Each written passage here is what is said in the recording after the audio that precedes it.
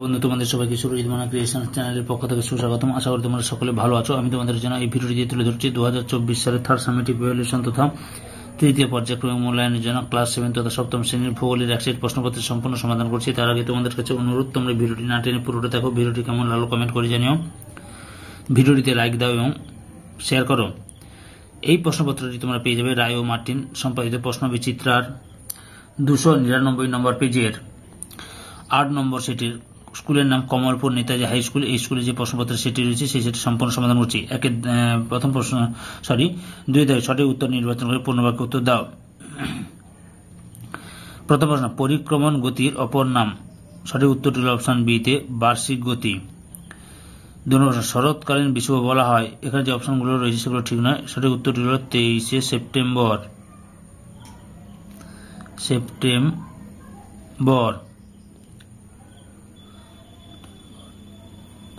তারপর 3 নম্বর প্রশ্ন, ভারতের সময় অঞ্চলের সংখ্যা। সঠিক উত্তরটি হল অপশন সি তে 1টি।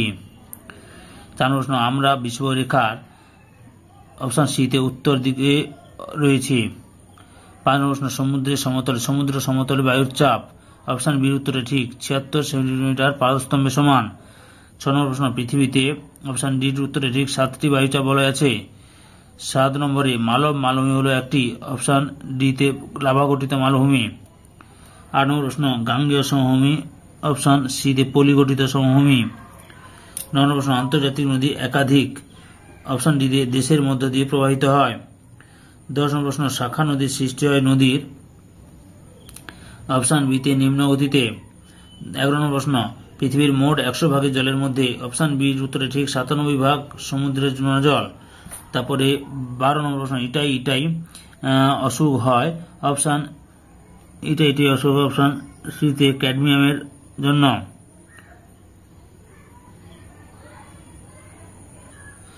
13 দাগে ভোপাল গ্যাস দুর্ঘটনা হয়। অপশন বির উত্তর ঠিক 1984 সালে। 14 নম্বর প্রশ্ন, ইটভাটার জন্য মাটি কাটা হলে। অপশন সির উত্তর ঠিক মাটি ক্ষয় হয়। তারপরে 15 নম্বর প্রশ্ন, পোল্ডার ভূমিতে জমির লবণতা কমানোর জন্য চাষ করা হয়। অপশন এ তে ক্লোভার ঘাস।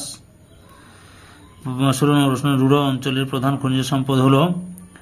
অপশন বি তে কয়লা। 3 নম্বর প্রশ্ন, শূন্যস্থান পূরণ করো। প্রথম প্রশ্ন হচ্ছে, ড্যাশ শহরে রয়্যাল অ্যাস্ট্রোনমিক্যাল অবজারভেটরি অবস্থিত। গ্রিনিচ শহরে। 2 নম্বর প্রশ্ন, বায়ুর দিক নির্ণয়কারী যন্ত্র হল ড্যাশ। বাত পতাকা। 3 নম্বর প্রশ্ন, ভারতের বৃহত্তম পরিবেষ্টিত শীতল মালভূমিটি হল ড্যাশ। লাদাখ। 4 নম্বর প্রশ্ন, ভঙ্গিল পর্বতের শিলাস্তরে ড্যাশ পাওয়া যায়। জীবাশ্ম।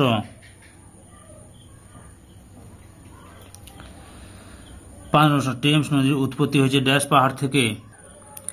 উত্তরটি হল কটস ওল্ডস পাহাড় থেকে।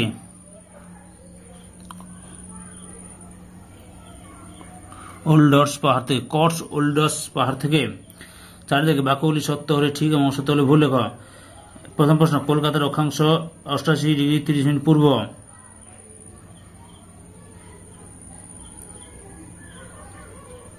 ভুল। সঠিক উত্তরটি হল 22°34' উত্তর অক্ষরেখা অক্ষাংশ। তারপরে 2 নম্বর প্রশ্ন, পর্বতের চূড়ায় বায়ুর চাপ বেশি হয়। ভুল, কম হয়। 3 নম্বর প্রশ্ন, ইউরোপ মহাদেশের বেশিরভাগ অঞ্চল সমভূমি। ঠিক।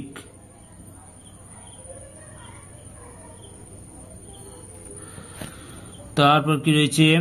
4 নম্বর প্রশ্ন, পৃথিবীর সূর্যের সর্বনিম্ন দূরত্ব অপসূর অবস্থানে লক্ষ্য করা যায়। ভুল, অনুসূর অবস্থানে লক্ষ্য করা যায়। 5 নম্বরে, ভারতের বৃহত্তম নদীচর হল নয়াচর। ভুল, মাজুলি হচ্ছে ব্রহ্মপুত্র নদীর মাজুলি। সঠিক উত্তর হবে ব্রহ্মপুত্র নদীর মাজুলি হবে।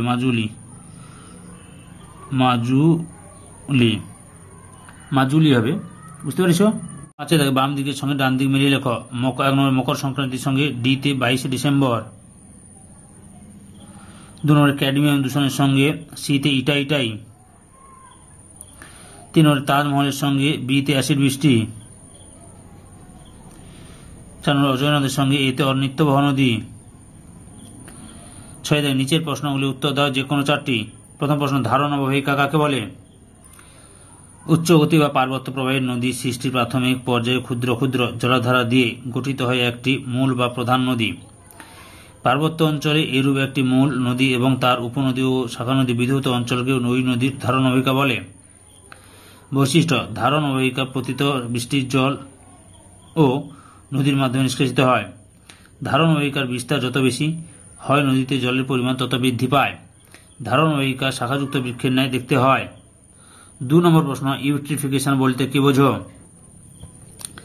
যে পদ্ধতিতে কোনো জলাশয়ে রাসায়নিক পদার্থ প্রধানত ফসফেট মেশার ফলে জলজ উদ্ভিদ ও বৃদ্ধি ঘটে এবং জলে অক্সিজেনের পরিমাণ হ্রাস পায় তাকে ইউট্রিফিকেশন বলে। মূলত ঘনবসতিযুক্ত অঞ্চল থেকে নির্গত বর্জ্য জলে প্রচুর পরিমাণে সাবান ও ডিটারজেন্ট থাকে, যার অন্যতম উপাদান হল ফসফেট যৌগ। জলজ উদ্ভিদ সেগুলোকে পুষ্টিদ্রব্য হিসেবে কাজে লাগায়, ফলে জলে আগাছা ও শৈবাল বৃদ্ধি পায়। এতে জলের অক্সিজেন হ্রাস পায় এবং কার্বন ডাইঅক্সাইড বৃদ্ধি পায়। ফলস্বরূপ জলজ প্রাণী ও উদ্ভিদ মারা যায় এবং জলাশয় ভরাট হয়ে নদীর গভীর জলাভূমিতে পরিণত হয়। 3 নম্বর প্রশ্ন, ট্রাক ফার্মিং কাকে বলে? বাজার বাগান কৃষিতে প্রতিদিনের প্রয়োজনীয় শাকসবজি, ফুল ও ফলের চাষ করা হয়। এই সমস্ত দ্রব্য নিকটবর্তী মহানগরে বাজারে সরবরাহ করা হয়। কৃষিক্ষেত্র থেকে একেবারে শহরের মধ্যে বাজারে শাকসবজি নিয়ে আসার জন্য ট্রেন অপেক্ষা ট্রাকই বেশি সুবিধাজনক, তাই শহরতলি অঞ্চলে এমন বাজার বাগান কৃষিতে ট্রাক ফার্মিং বলে। 4 নম্বর প্রশ্ন, মালভূমিকে টেবিল ল্যান্ড বলা হয় কেন? গড়ে প্রায় 300 মিটারের বেশি উঁচু অন্যতম একটি ভূমিরূপ হল মালভূমি, যা টেবিল ল্যান্ড নামে পরিচিত। কারণ মালভূমির উপরিভাগ টেবিলের মতো প্রায় সমতল, এটির চারপাশ টেবিলের মতো খাড়া ঢালযুক্ত হয়। আকৃতিগতভাবে মালভূমিকে দেখতে বৃহদাকার টেবিলের মতো। 5 দাগে সমচাপ রেখা কাকে বলে? বছরে কোনো একটি নির্দিষ্ট সময়ে পৃথিবীর যেসব স্থানে একই পরিমাণ বায়ুর চাপ থাকে সেই সব স্থানগুলিকে মানচিত্রে যে কাল্পনিক রেখা দ্বারা যুক্ত করা হয় তাকে সমচাপ রেখা বা সমপ্রিয় রেখা বা বায়ুচাপ রেখা বলে। বৈশিষ্ট্য, সমচাপ রেখায় বায়ুচাপগুলিকে মিলিবার এককে প্রকাশ করা হয়। পৃথিবীতে বায়ুচাপ সাধারণত 980 মিলিবার থেকে 1050 মিলিবার হয়। সমচাপ রেখায় সাধারণত বায়ুচাপের পরিমাণগুলি সমুদ্রপৃষ্ঠে বায়ুচাপের হিসেবে দেখানো হয়। 7 দাগে নিচের প্রশ্নগুলি উত্তর দাও। 1 নম্বরে অক্ষরেখা ও দ্রাঘিমা রেখার মধ্যে পার্থক্য লেখ। বিষয় হিসেবে সংজ্ঞা, পৃথিবীর সমক্ষাংশযুক্ত স্থানগুলিকে যুক্ত করলে পূর্ব পশ্চিমে বিস্তৃত যে কাল্পনিক রেখা পাওয়া যায় তাকে অক্ষরেখা বলে। পৃথিবীর সমদ্রাঘিমাযুক্ত স্থানগুলিকে যুক্ত করলে উত্তর দক্ষিণে যে কাল্পনিক রেখা পাওয়া যায় তাকে দ্রাঘিমা রেখা বলে। সংখ্যা, নিরক্ষরেখার উভয় দিকে সমান্তরালভাবে 1 ডিগ্রি অন্তর 89টি বৃত্তাকার অক্ষরেখা টানা যায়। মূলমধ্যরেখার উভয় দিকে 180টি অর্ধবৃত্তাকার দ্রাঘিমা রেখা টানা যায়। আকৃতি, অক্ষরেখাগুলি পূর্ণবৃত্তাকার, প্রতিটি অক্ষরেখা পরস্পর সমান্তরাল। দ্রাঘিমা রেখাগুলি অর্ধবৃত্তাকার, প্রতিটি দ্রাঘিমা রেখা পরস্পর সমান্তরাল নয়। সর্বোচ্চ সর্বনিম্ন মান, অক্ষরেখা সর্বোচ্চ মান 90 ডিগ্রি এবং সর্বনিম্ন মান 59 ডিগ্রি। দ্রাঘিমা রেখা সর্বোচ্চ মান 180 ডিগ্রি এবং সর্বনিম্ন মান 59 ডিগ্রি। মধ্যবর্তী দূরত্ব, পরস্পর সমান্তরাল হয় দুটি অক্ষরেখার মধ্যবর্তী দূরত্ব সর্বদা সমান। পরস্পর সমান্তরাল না হয় দুটি দ্রাঘিমা রেখার মধ্যবর্তী দূরত্ব নিরক্ষরেখার সবচেয়ে বেশি হয় এবং উত্তর ও দক্ষিণ দিকে এই দূরত্ব কমতে কমতে সমীর ও কুমেরু বিন্দুতে দ্রাঘিমা রেখা দুটি মিলিত হয়। 2 নম্বর প্রশ্ন, পৃথিবীর অপসূর ও অনুসূর অবস্থান চিত্রসহ বর্ণনা করো। পৃথিবী যেহেতু সূর্যকে উপবৃত্তাকার পথে পরিক্রমণ করে, তাই সূর্যের সঙ্গে পৃথিবীর দূরত্ব সবসময় সমান থাকে না, কখনো বাড়ে আবার কখনো কমে। অপসূর অবস্থান, পরিক্রমণ পথে সূর্যের সঙ্গে পৃথিবীর রৈখিক দূরত্ব সর্বাধিক হয় 4 জুলাই। এই দিন পৃথিবী থেকে সূর্যের দৈহিক দূরত্ব দাঁড়ায় প্রায় 15 কোটি 20 লক্ষ কিমি। ওই দিনকে বলা হয় অপসূর। সমান দূরে, সূর মানে সূর্য, অবস্থান অপসূর অবস্থান বলে। অনুসূর অবস্থান, পরিক্রমণের সময় সূর্যের সঙ্গে পৃথিবীর রৈখিক দূরত্ব সবচেয়ে কম হয় 3রা জানুয়ারি। এই দিনে পৃথিবী থেকে সূর্যের রৈখিক দূরত্ব হয় প্রায় 14 কোটি 70 লক্ষ কিমি। এই দিনকে বলা হয় অনুসূর অবস্থান। এই ছবিটা আঁকবে তোমরা, অপসূর ও অনুসূর। দেখো, সূর্য থেকে পৃথিবীর দূরত্ব 4 জুলাই অপসূর 15.2 কোটি কিমি, আর অনুসূর অবস্থান 3রা জানুয়ারি হয় 14.7 কোটি কিমি। বুঝতে পারছ? এই ছবিটা আঁকবে। 3 নম্বর প্রশ্ন, মানব জীবনে মালভূমির প্রভাব বর্ণনা করো।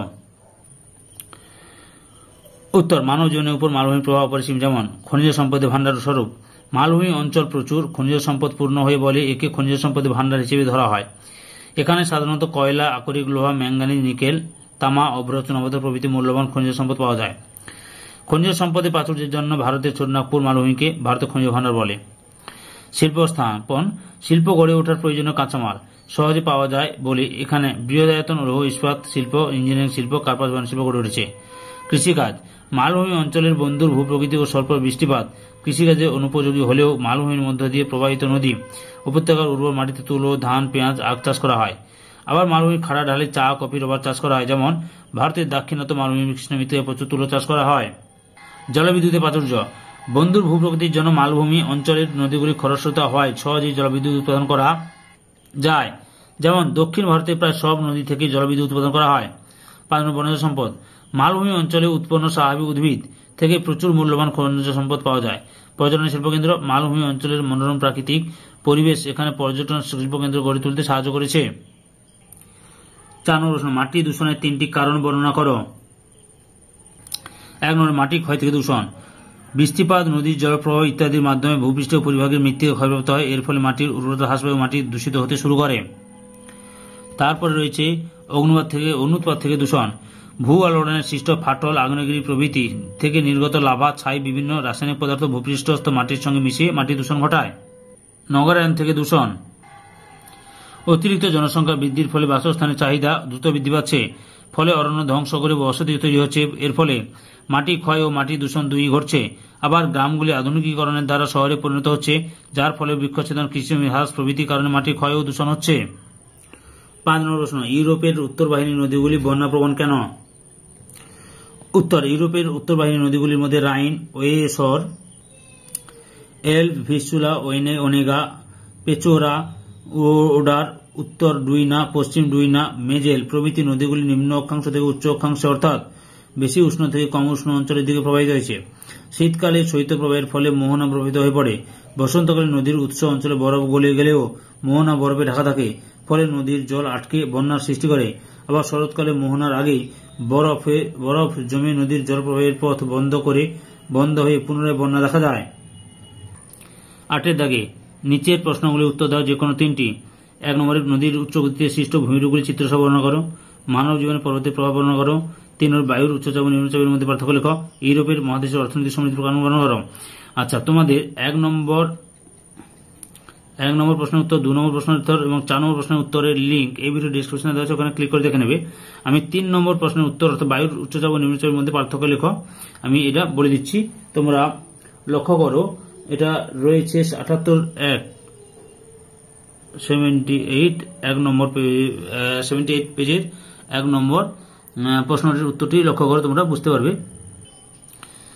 সংজ্ঞা, বায়ু সংকুচিত হলে বায়ুর ঘনত্ব বেশি হয়, বায়ুর ওজন বাড়ে, ফলে বায়ু ভূপৃষ্ঠের উপর বেশি চাপ দেয়, একে উচ্চচাপ বলে। নিম্নচাপ, বায়ুর ঘনত্ব কম হলে বায়ু হালকা হয়, ফলে বায়ুর চাপ কম হয়, একে নিম্নচাপ বলে। উষ্ণতা, বায়ুর উষ্ণতা হ্রাস পেলে সংকুচিত হয়ে উচ্চচাপ সৃষ্টি হয়, বায়ুর উষ্ণতা বৃদ্ধি পেলে প্রসারিত হয় ও নিম্নচাপ সৃষ্টি হয়। জলীয়বাষ্প, বায়ুতে জলীয়বাষ্প কম হলে উচ্চচাপ সৃষ্টি হয়, বায়ুর জলীয়বাষ্প যুক্ত হলে নিম্নচাপ সৃষ্টি হয়। বায়ুচাপের মাত্রা, বায়ুচাপের মাত্রা 1013 মিলিবার বা তার বেশি হলে উচ্চচাপ হয়, বায়ুচাপের মাত্রা 986 মিলিবার তার কম হলে নিম্নচাপ হয়। আবহাওয়া, কোন স্থানে উচ্চচাপ সৃষ্টি হলে জলীয়বাষ্প কম থাকায় বায়ু নিম্নমুখী হয়, মেঘ বৃষ্টি হয় না, তাই শান্ত আবহাওয়া দেখা যায়। কোন স্থানে নিম্নচাপ সৃষ্টি হলে ঊর্ধ্বগামী বায়ুর জলীয়বাষ্প ঘনীভূত হয়ে মেঘ সৃষ্টি হয় এবং প্রচন্ড ঝড় বৃষ্টি সহ প্রশান্ত আবহাওয়া দেখা যায়। অবস্থান, উচ্চ অক্ষাংশে বিশেষত 2 মেরু অঞ্চলে উচ্চচাপ বিরাজ করে, নিম্ন অক্ষাংশে বিশেষত নিরক্ষীয় ও শান্তীয় অঞ্চলে নিম্নচাপের প্রাধান্য দেখা যায়। সম্পূর্ণ ভিডিওটি দেখার জন্য তোমাদের সবাইকে অসংখ্য ধন্যবাদ।